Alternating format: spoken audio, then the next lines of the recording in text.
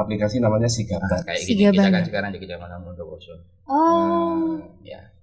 Jadi ketika kita ingin tahu gempa bumi, itu informasinya, mitigasinya apa, prabencananya seperti informasi lah, semacam pengetahuan kita. Setidaknya kita tahu potensi bencana apa yang ada di sekitar kita.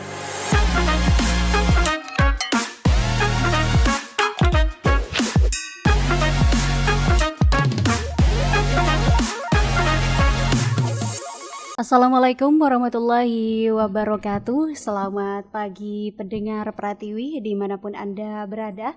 Pagi ini jumpa bersama saya Dewi Yulia di live podcast ya, podcast Pratiwi Radio bersama narasumber kita dari BPBD. Kita akan membahas mengenai bencana yang sering terjadi di Bondowoso pagi ini, mengenai potensi Bondowoso akan bencana. Kalau kita ngomongin bencana, kejadian yang memang tidak bisa diprediksi gitu ya, tapi masih bisa kita cegah dan bisa kita antisipasi. Kalau pendengar Pratiwi juga ingin bertanya atau mungkin ingin juga nih, emang tugas BPBD hanya itu, atau mungkin mau nanya BPBD tugasnya apa saja, terus potensi bencana di mana saja dan lain sebagainya, silakan Anda bisa bergabung bersama kami, kirimkan pertanyaan Anda di nomor kami, layanan WA, SMS juga boleh ya. Langsung di 083 8533 0-nya 5 kali. Atau Anda juga bisa langsung kirimkan pertanyaannya di Instagram Pratiwi Radio yang live ya, yaitu di Pratiwi Radio 24 jam. Kita langsung ke Bapak Anang dan Bapak Heru pagi ini. Selamat pagi Pak. Selamat pagi. Gimana? Sehat? Alhamdulillah. Ini nih yang selalu menjadi garda terdepan kalau misal ada bencana ya Pak. Ya. Ini untuk tema kita pagi ini mengenai potensi Bondowoso akan bencana ya Pak. Kalau kita ngomongin bencana, apalagi di musim penghujan, kayaknya banyak sekali yang terjadi ya Pak. Iya benar. Kemarin terakhir kita ada kejadian di desa Gerujukan Lor, itu pohon tumbang. Gerujukan Lor Pak? Gerujukan Lor ya, pohon tumbang itu yang melintang di jalan. Malam kejadiannya Pak. Sering terjadi, hampir tiap hari kita motong pohon. Kerjanya ya di lapangan gitu ya, selalu berhadapan dengan bencana nih sepertinya Pak. Nah, beberapa hari juga ada informasi mengenai kenaikan ini ya, Ijen, status Gunung Ijen gitu ya. Kalau status Gunung Ijen kan itu kan udah mulai, maksudnya masalahnya kan udah mulai meluas gitu ya Pak. Kalau misal kayak ini pohon tumbang, itu informasinya jenengan dapat dari mana Pak? Kita ada grup untuk Kabupaten Bondowoso, namanya TRC, penanggulangan bencana Bondowoso. Itu ada Kapolres, ada Dandim, dan semua Kapolsek se-Bondowoso dan Ramil itu semua masuk di situ. Jadi informasi-informasi bencana yang terjadi itu melalui situ. Dari grup WA. Dari grup WA ya Pak. Selain itu kita juga ada nomor Pusat Pengendalian Operasi BPBD Bondowoso, di situ ada. Biasanya kalau nggak melalui grup WA ya melalui nomor tersebut. Jadi warga masyarakat bisa langsung laporan ke? Bisa langsung melalui kepala desa, bisa langsung disampaikan ke pihak kami atau melalui Pak Camat bisa. Berarti BPBD langsung turun ke lapangan gitu ya Pak. Kira-kira potensi Bondowoso akan bencana banjir nih selama ini besar nggak Pak? Sangat besar.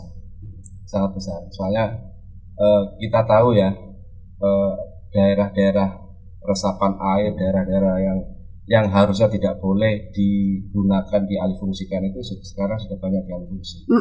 Ya, misalnya kayak di wilayah Ijen itu, itu harusnya hutan lindung itu dijaga ya Pak biasanya. Itu malah dibakar. Nah, jadi alih fungsi lahan itu yang kita sesalkan gitu. Kenapa nggak dijaga? Makanya terjadi banjir bandang, longsor itu sering sekali di daerah sana. Karena memang hutannya udah gundul ya Pak. Hutannya sudah mulai gundul. Nah kan sudah ada alih fungsi lahan gitu ya Pak. Dari BPBD apakah tidak ada misal kayak penanaman pohon lagi gitu Pak? Ada. tahun kemarin dari pihak Kodim 0822 Bondowoso dari Polres Bondowoso juga melaksanakan reorganisasi di wilayah sana, di wilayah kawasan Kawijen. Di wilayah Kawijen. Ya, terutama di daerah yang kemarin itu daerah mana? Gunung Suket. Daerah Gunung Suket itu, nah, itu sudah mulai menghijau akibat dari banjir bandang kemarin. Paling parah di kecamatan di desa apa sih Pak kalau di sana Pak? Desa Sempol, Desa Kali Anyar yang dampak banjir kemarin ya. Desa Sempol, Desa Kali Anyar, Desa Jampit mungkin. Makanya kan tahun ini itu dampaknya nanti kan kawasan-kawasan permukiman yang terdampak banjir kemarin itu mau kita relokasi ke tempat yang lebih aman. Dan fix insya Allah tahun ini kita laksanakan di lokasi. Jadi rumah-rumah ada berapa rumah itu sudah sekitar 80-an atau 70-an. Kita mau dipindah di tempat yang lebih tinggi. Dipindah lagi gitu ya Pak. Berarti kan itu perlu persetujuan dari masyarakat kan? Iya, kita sudah mediasi dengan masyarakat, kita juga koordinasi dengan pihak BNPB provinsi, sudah clear semuanya, kita tinggal melaksanakan tahun ini. Berarti udah fix ya dari masyarakat udah mau demi keselamatan bersama ya Pak? Ya, daripada terjadi lagi dan menjadi korban di situ. Iya. Kita Kemarin juga nih Pak Heru ya, kemarin katanya ada ini Pak, bencana pohon tumbang sampai 11 titik ya Pak, di atas.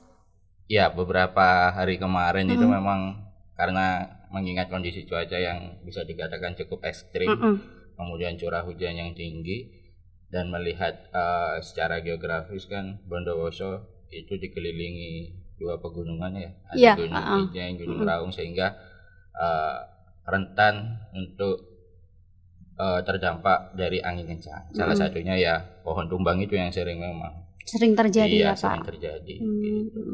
Jadi dari pihak BPBD kalau memang udah ada laporan langsung turun gitu ya Pak. Ya. BPBD sama TRC itu kerja sama Pak? TRC itu bagian dari BPBD. Oh itu bagian dari BPBD. Kita struktur organisasinya kan ada kepala pelaksana ya. Kepala pelaksana itu pimpinan kita. Pelaksana ada sekretaris, ada bidang-bidang. Ada 2 bidang kita di BPBD, ada bidang pencegahan, kesiapsiagaan dan kedaruratan. Nah, di situ TRC ada di bawah bidang itu. Jadi di bawahnya ke seksi kedaruratan. Jadi apapun yang akan dilakukan TRC dan Pusdalop kita ada 2 tim reaksi cepat TRC sama Pusdalop, Pusat Pengendalian Operasi. Jadi di situ apapun yang terjadi di Bondowoso terutama bencana itu ada di bidangnya kita, nanti koordinasinya. Oke. Tugas BPBD ini hanya ngurusin bencana aja gitu mungkin Pak. Mungkin ini adalah pertanyaan secara ini ya, masyarakat kan mungkin banyak yang nggak tahu juga gitu Pak. Gimana nih Pak? Terkait tugas BPBD itu ada 3, yaitu di pra bencana, di saat bencana maupun di pasca bencana. Kalau kita mungkin yang familiar yang di saat ya, ketika terjadi bencana, BPBD baru muncul. Ya, sebenarnya kita ada 3 tugas di pra bencana pun kita melakukan sosialisasi kepada masyarakat, edukasi kepada teman-teman yang ada di sekolahan sehingga mereka memiliki wawasan dan pengetahuan tentang kebencanaan yang ada di wilayah Kabupaten Bondowoso, seperti membentuk desa tangguh bencana, kemudian membentuk satuan pendidikan aman bencana yang tujuannya adalah agar siswa menjadi tangguh dalam menghadapi bencana. Sehingga minimal tahulah bencana apa yang ada di wilayahnya. Cara pencegahannya gimana gitu ya Pak. Kemudian kalau pada saat sudah jelas ketika terjadi bencana, kita harus melakukan respons secara cepat untuk membantu masyarakat yang terkena dampak bencana. Kalau yang ketiga adalah pasca bencana. Jadi kita melakukan kajian mengenai kerugian apa yang disebabkan oleh bencana tersebut. Salah satunya kayak yang di Ijen ini. Jadi relokasi itu merupakan bagian dari kegiatan kita di pasca bencana. Salah satunya untuk ya agar tidak terjadi kembali. Gitu ya Pak ya. Seperti kayak tadi melakukan pemindahan ya Pak relokasi. Ya. Relokasi gitu ya. Oke, nah buat para pendengar Para TV juga. Kalau awal tahun kira-kira potensi bencana di Bondowoso ada enggak Pak? Gini ya. Awal tahun. Kayaknya Enggak hanya awal tahun sih. kemarin tahun. Sepanjang tahun potensi bencana itu pasti mengincar. Ada siklusnya lah. Ada siklus. Biasanya yang paling rawan nih di akhir tahun atau mungkin di pertengahan, Pak. Yang paling banyak gitu. Yang paling banyak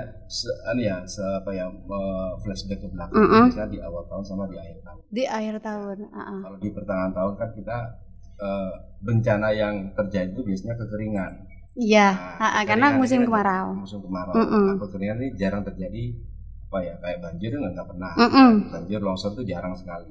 Paling ya angin, beliung, kebakaran kencang, mungkin angin ya. kencang itu kalau pertengahan tahun. Kalau sudah memasuki akhir tahun musim penghujan itu banyak sekali banjir, longsor, angin juga banyak sekali kalau kejadian-kejadiannya seperti itu ya. Apalagi tahun kemarin kan terjadi anomali cuaca karena cuaca itu ada semacam kayak keanehan di cuaca. Harusnya masih kemarau sudah masuk musim hujan. Iya. Nah, itu jadi ada surat himbauan dari pihak BNPB masalah yang bencana meteorologi. Itu yang harus diwaspadai. Jadi mitigasi harus dilakukan, pencegahan yang harus dilakukan oleh masyarakat Bondowoso itu harus mengenali potensi bencana yang di wilayah mereka. Kalau banjir ya jangan buang sampah di sembarangan. Kalau longsor ya jangan ditebang. Kan gitu. Jadi semacam seperti itu. Pencegahannya seperti itu ya Pak. Nah, potensi bencana tadi sudah disampaikan kayaknya tidak hanya di akhir tahun ya Pak atau di awal tahun ya Pak. Sepanjang tahun ya kayaknya. Benar. Apalagi saat ini Indonesia masuk di itu ya Pak ya. Potensi bencana yang cukup tinggi Pak. Beberapa kejadian juga seperti kayak kemarin gempa terus-terusan terjadi. Meskipun jauh sih ya dari Jawa Timur, tapi sedikit banyak kita ada imbasnya juga, ketakutan dari masyarakat nih Pak. Nah, cara ngatasin agar masyarakat tuh nggak panik gimana nih Pak? Ya, minimal memang kalau terjadi bencana diharapkan kepada masyarakat untuk tidak panik. Ya. Yang pertama selalu memantau perkembangan informasi dari pihak-pihak yang memiliki wewenang untuk menyampaikan informasi tersebut. Nah, jika terjadi gempa, jauhi kaca, kemudian tutupi di atas kepala, tutupi atas kepala dengan tangan atau berlindung di bawah meja. Kalau sempat lari ke tempat terbuka segera lari. Tapi kalau semisal jaraknya cukup jauh, karena kan kalau gempa kita kan nggak tahu skalanya berapa. Nah, semisal kita di sini nih, ternyata gempa kita kan takutnya tertimpa bangunannya roboh, minimal berlindung di bawah meja. Di bawah meja. Sambil melindungi kepala kita bagian belakang. Kita masih membahas mengenai potensi Bondowoso akan bencana, apalagi saat ini musim penghujan. Jadi buat masyarakat Bondowoso juga ayo kita bersama-sama, tidak hanya melulu pemerintahnya atau petugasnya gitu ya yang ikut mencegah terjadinya bencana-bencana alam, dari masyarakatnya juga ayo kita bareng-bareng bersama, seperti jangan buang sampah sembarangan, jangan suka bakar-bakar lahan, jangan suka nebang-nebang pohon gak jelas gitu ya.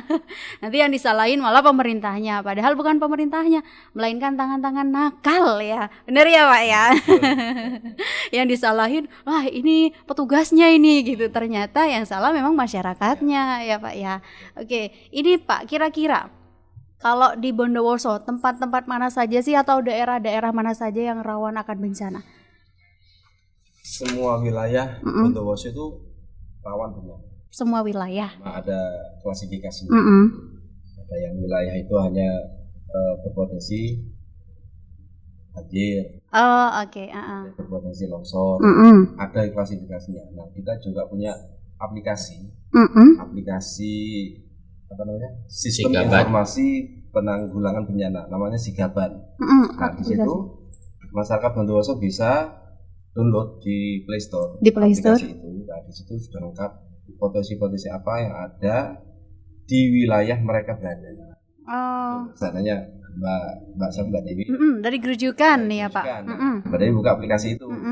Nah, di situ potensi bencana apa yang ada di wilayah Gerujukan. Oh, jadi udah langsung kelihatan gitu ya Pak. Di situ. Jadi posisi kita di mana? Di situ apa potensi bencana? Bisa, itu aplikasi namanya Sigaban. Kayak gini kita kan sekarang di Kecamatan Bondowoso. Ya. Jadi ketika kita ingin tahu gempa bumi, itu informasinya, mitigasinya apa, prabencananya seperti informasi lah, semacam pengetahuan kita. Setidaknya kita tahu potensi bencana apa yang ada di sekitar kita. Cara pencegahannya bagaimana ya Pak? Silakan di-download semua masyarakat Bondowoso. Iya, jadi semisal kita ada di Kecamatan Curadami, tinggal buka aja, oh potensinya ini di kecamatan. Gitu. Aplikasi Sigaban. Untuk pengguna iPhone masih belum bisa dia. Android. Masih Android ya Pak. Kita kembangkan lagi. Amin, mudah-mudahan karena ini sangat membantu Pak, apalagi mereka-mereka yang mungkin tinggal di tempat yang memang rawan kayak di Curadami, Puting Beliung ya Pak, di sana terus longsor juga ya. Jadi kan bisa mengetahui cara penanganannya gimana gitu. Sih, kita berupaya untuk lebih rigid ya, dalam artian kita langsung ke skala desa. Jadi desa ini yang paling berpotensi apa? Ini kan skalanya di satu kecamatan. Satu kecamatan itu kan terdiri dari beberapa desa. Iya, benar. Maka depannya kita berupaya untuk mengembangkan, semisal kita ada di desa Kembang. Yang di wilayah desa Kembang itu apa saja. Nah, jadi biar lebih khusus nanti mereka tahunya gitu. Kalau ini kan satu luas kecamatan. Ya Pak, luas ya kalau lingkupnya yang masih satu kecamatan. Gitu. Baru saya Mbak, aplikasinya mulai kita baru launching 26 April kemarin. Ya mudah-mudahan nanti ya Pak bisa dikembangkan lagi gitu ya. Iya. Banyak juga nih ya yang ikut live di Instagram Pratiwi Radio, yang mau tanya juga silakan Anda bisa langsung kirimkan pertanyaannya untuk temanya potensi Bondowoso akan bencana gitu ya. Nah mau tanya juga nih ya Pak, kalau misal tanah longsor gitu ya, atau mungkin puting beliung, terus juga kayak kebakaran, itu kan bisa dicegah.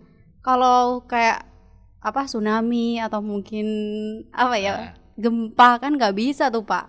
Gimana caranya untuk memberikan pemahaman ke masyarakat gitu Pak? Apa BPBD ini turun langsung ke desa-desa gitu? Alhamdulillah untuk Bondowoso tsunami nggak ada. Nggak ada ya, alhamdulillah ya. Karena memang jauh ya, dari laut ya. Kalau gempa bumi ya masih sering ngerasa kayaknya Pak. Pasti, karena gempa bumi hampir di semua wilayah Kabupaten Bondowoso memiliki potensinya. Nah seperti yang disampaikan tadi, tugas kita nggak hanya saat bencana aja. Sebelum bencana kita juga memiliki tugas untuk melakukan edukasi, sosialisasi. Nah karena wilayah Kabupaten Bondowoso ini sangat luas, kalau kita ingin datang satu-satu secara langsung kayaknya itu mungkin. Waktunya juga nggak mungkin. Salah satunya ya kita terima kasih sudah diundang di Pratiwi Radio. Di radio, di beberapa radio juga kita diundang sehingga kita dapat menyampaikan informasi lebih luas lagi. Salah satunya juga seperti yang disampaikan Pak Anang tadi lewat aplikasi itu, biar masyarakat juga mengetahui potensi bencana apa. Di situ juga ada mitigasinya seperti apa. Cara pencegahannya bagaimana gitu ya Pak. Jadi buat para pendengar Pratiwi silakan bisa langsung download aplikasi apa Pak? Sigaban ya di Play Store ya. Kalau pengguna iPhone masih belum, nanti dikembangkan lagi ya. Dan mudah-mudahan juga nanti bisa lebih per desa ya Pak. Ya harapannya kami seperti itu. Per desa, karena kemarin itu ini merupakan salah satu inovasi dari Bapak Kalaksa. Jadi biar memudahkan informasi kepada masyarakat, akhirnya kita terbentuk Sigaban itu. Dan kedepannya juga masyarakat semisal terjadi ada potensi di wilayahnya, jangan hanya saat bencana dilaporkan. Ketika ada potensi semisal ada retakan tanah, harapannya bisa dilaporkan melalui aplikasi tersebut atau langsung ke call centernya teman-teman pusat pengendalian operasi. Jadi jangan hanya saat bencana kita dilaporkan, ketika ada potensi mohon kami dikabari sehingga kami dapat melakukan assessment tindak lanjut upaya apa yang bisa kita lakukan. Oke. Ada misal ada pohon tumbang juga gitu ya Pak, bisa langsung laporan aja gitu ya. Ke Pak RT nggak apa-apa ya Pak. Ke Pak Kades juga nggak apa-apa gitu ya. Langsung pun nggak apa-apa. Nggak langsung. Cuma saya pesan untuk yang kejadian pohon tumbang, kadang ada permainan dari masyarakat. Misal kayak gimana nih Pak? Kemarin ya ada pohon tumbang itu. Kita hanya dikirimi video. Videonya juga nggak begitu jelas, hanya beberapa detik. Hanya kita meluncur ke sana, ternyata jatuhnya di lahan, bukan dia. Nah, makanya hal-hal seperti itu kan sebenarnya kan perlu hanya perlu ditangani sama warga setempat juga bisa, nggak perlu lapor BPBD. Nah, laporan ke BPBD ini yang sekiranya mengganggu aktivitas masyarakat. Ke tengah jalan gitu ya Pak. Jatuh di rumah, menimpa pohon ya. Pohon menimpa rumah gitu ya. Itu lapor ke kita. Kalau jatuh ke lahan, jatuh ke kebun itu kan ya nggak perlu lah BPBD, kan bisa ditangani sendiri sama warga mereka. Seperti itu. Nah, dan menambahkan dari Pak Anang, harapan kami sih kita ini di BPBD SDM-nya juga terbatas. Teman-teman yang tergabung di tim reaksi cepat dan pusat pengendalian operasi itu sekitar 22 lah. Sedangkan wilayah Bondowoso ini kan cukup luas, 23 kecamatan, 219 desa kelurahan. Harapannya kami bagi teman-teman yang ada di desa, terutama para perangkat desa, dapat membentuk suatu relawan lah atau tim reaksi cepat lah minimal, sehingga ketika terjadi bencana minimal pohon tumbang yang mungkin bisa pohon-pohon kecil lah kayak sengon itu bisa diatasi sendiri. Nah kalau menunggu BPBD kan terlalu lama ya. Kalau jaraknya dekat nggak masalah. Kalau jaraknya cukup jauh itu kan memakan waktu juga, dan pasti yang di sana juga akan mengganggu aktivitas masyarakat kan gitu. Dan belum kalau bersamaan bencananya. Sedangkan kita peralatan juga ya terbatas. Kalau bersamaan gitu kan kita penanganannya kan juga harus pakai prioritas kan, mana dulu yang harus kita selesaikan. Gitu. Bener. Apalagi kayak kemarin pas ada bencana kayak yang di ini ya Pak ya, bencana alam yang terjadi di Jember, kayak gempa bumi gitu ya kan, otomatis BPBD juga turun ke sana ya Pak, dari BPBD Bondowoso. Lihat dampaknya Mbak. Kalau dampaknya itu tidak terlalu besar, mungkin kita hanya mengirim bantuan. Gitu. Mengirim bantuan sembako, logistik seperti ini. Kalau dampaknya kayak yang di Lumajang, itu kita ke sana. Kita ke sana bantu pencarian evakuasi korban, kita ke sana. Kalau itu kan memang udah ini ya Pak, urgent banget Pak. Sudah skala nasional. Kalau cuma pasca dampaknya hanya rumah retak, itu kita hanya bantu dari segi logistik. Tapi kalau memang benar-benar dibutuhkan gitu berarti turun ya Pak langsung kalau ya. Kalau memang ada permintaan bantuan tenaga dan logistik kita pasti mengirimkan. Oke. Pak mau nanya lagi nih, tadi belum kejawab juga nih ya, lokasi-lokasi yang memang rawan akan bencana. Kemarin itu ada kita sempat baca di Curah Dami itu puting beliung sama pohon tumbang. Kalau di atas nih mana saja Pak? Di atas di wilayah Kawijen. Kalau Kawijen itu semua potensi ada. Semua potensi. Ya, gempa bumi ada. Gempa bumi tapi skalanya gempa bumi vulkanik ya. Soalnya Kawijen itu dekat dengan Gunung Ijen sama Gunung Raung. Itu potensinya ada. Tanah longsor ada, banjir bandang ada, angin juga ada. Yang nggak ada di sana cuma kekeringan. Iya. Kekeringan ya. Tidak pernah terjadi. Tidak benar. Jadi semua potensi bencana di sana lengkap di Kawijen. Kalau di wilayah kota Pak? Kalau wilayah kota, kalau banjir bandang kan kayaknya nggak ada. Cuma kita cenderung ke banjir genangan. Jadi banyak selokan-selokan yang mampet karena sampah. Saluran airnya tertutup, airnya meluap, airnya jadi genangan di jalan. Kebanyakan seperti itu. Sama angin. Gempa juga. Kalau gempa seluruh wilayah Kabupaten Bondowoso. Sama angin itu seluruh.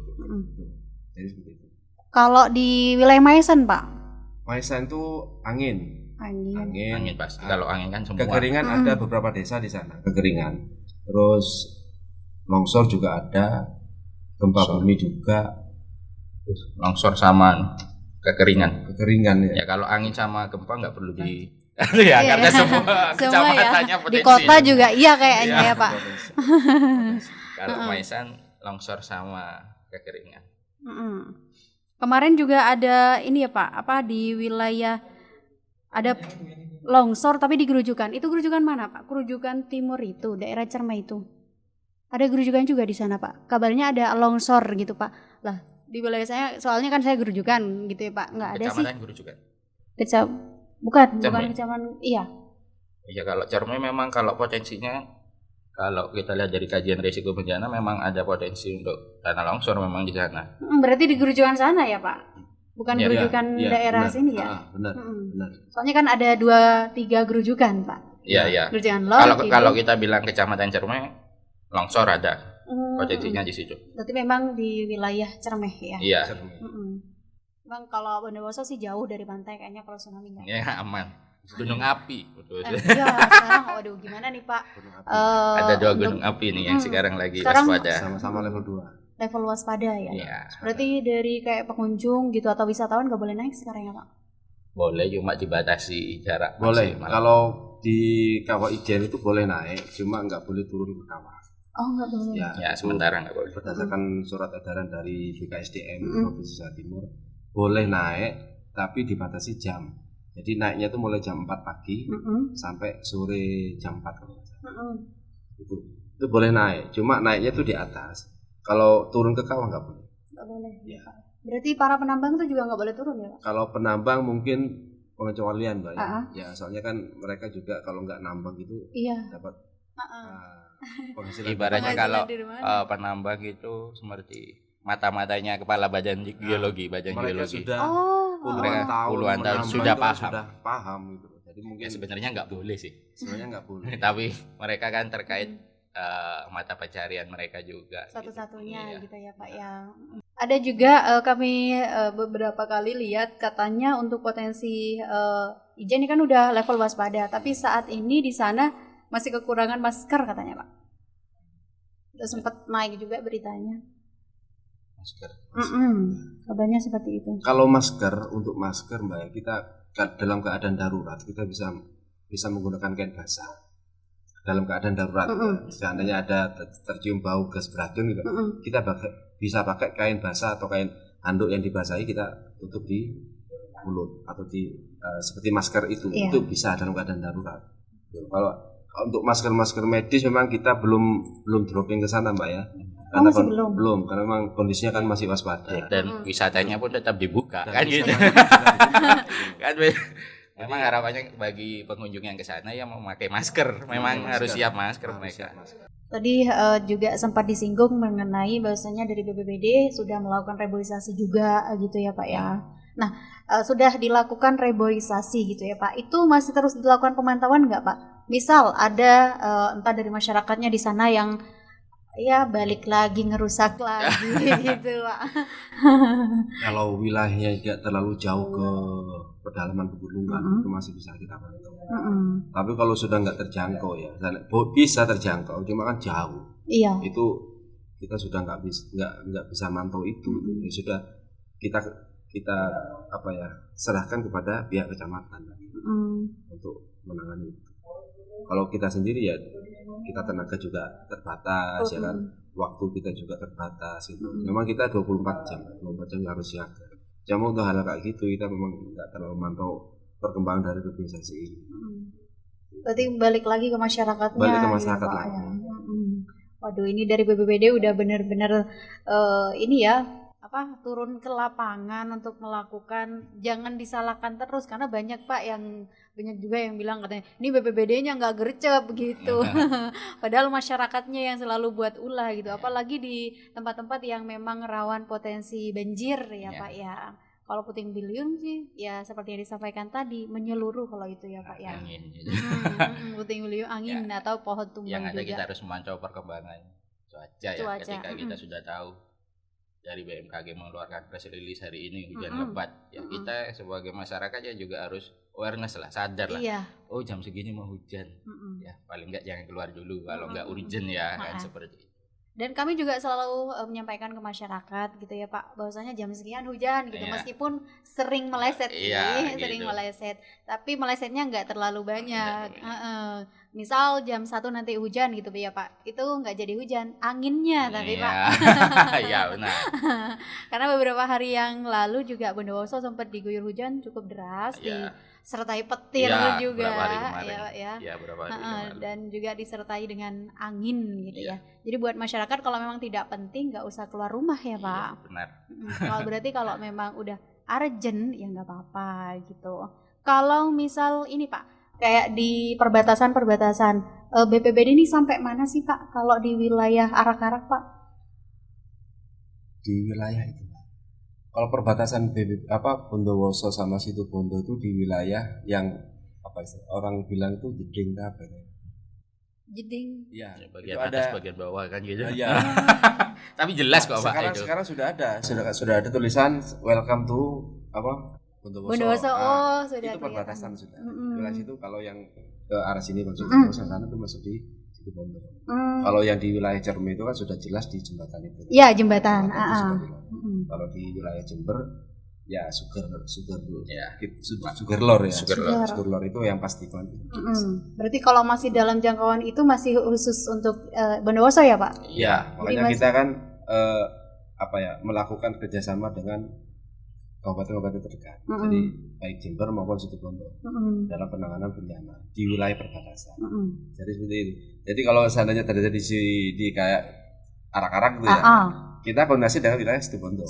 Mereka juga turun. Meskipun ada di wilayah kita, mereka juga bantu. Kerjasama ya Pak? Saling kerjasama. Kalau ngomongin bencana gitu, ada beberapa bencana yang bisa dicegah, ada juga yang nggak bisa ya Pak ya. Tadi sudah disampaikan juga untuk beberapa wilayah yang berpotensi akan bencana seperti tanah longsor gitu ya, kemudian juga banjir, pohon tumbang kayaknya menyeluruh ya Pak ya. Nah sekarang juga untuk peningkatan aktivitas Gunung Ijen kan sudah level 2 gitu ya Pak. Ini kabarnya ada pembentukan tim satgas ya Pak. Ya, betul. Itu dari BPBD juga? Kalau tim satgas penanganan bencana kita sebenarnya bukan hanya Ijen, jadi semua jenis bencana itu kita ada satgas. Jadi kita dalam waktu dekat ini membentuk satuan tugas komando penanganan bencana alam khususnya di wilayah Kabupaten Bondowoso. Di situ yang menjadi komandannya itu adalah Dandim 0822. Itu. Jadi dalam waktu dekat ini akan terbit surat keputusan bupati. Oh itu masih belum keluar berarti? Masih proses. Apalagi sekarang awal tahun nih banyak kejadian ya Pak, jadi pohon tumbang terutama. Terus juga kenaikan aktivitas Gunung Ijen yang harus tetap diwaspadai. Masih tetap aktif untuk ini ya Pak, maksudnya pembukaan tempat wisata di Ijen. Masih. Namun ada jam-jamnya ya Pak. Ada jam, pembatasan jam. Dan nggak boleh turun juga ke kawah gitu ya. Karena semuanya juga ya demi keselamatan pengunjung ya. Oke, Pak, terakhir harapan ke depan nih dari BPBD gitu. Entah untuk masyarakat, mungkin untuk Bondowoso lah gitu ya. Ya, ke depannya kami berpesan kepada masyarakat Bondowoso ya. Alam itu kan ibaratnya mereka punya nyawa. Iya. Ya kan? Mereka punya nyawa. Seandainya mereka diperlakukan tidak adil, mereka pasti marah. Sama dengan manusia. Makanya pesan saya, kita jaga alam. Alam itu pasti akan jaga kita. Makanya untuk menghindari bencana, ayo kita jaga alam. Oke. Dari Bapak Heru. Sepertinya sama Pak Anang, ayo kita jaga alam sehingga kita bisa tahu, kenali bahayanya, kemudian kurangi resikonya sehingga kita semua siap untuk selamat. Oke. Baik, terima kasih untuk tim dari BPBD, ada Bapak Anang dan Bapak Heru ya sudah menyempatkan hadir, dan mungkin nanti kita masih akan terus berjumpa ya Pak ya. Masih akan sering hadir nih di Pratiwi Radio. Terima kasih juga buat para pendengar Pratiwi ya yang sudah nonton live kita. Jangan lupa juga nanti kita setel rerunnya ya di channel YouTube Pratiwi Radio. Yang punya channel YouTube bisa juga dukung kami dengan cara like ya, di subscribe, di share sebanyak-banyaknya juga. Baik, saya Dewi Yulia pamit undur diri dari ruang dengar Anda.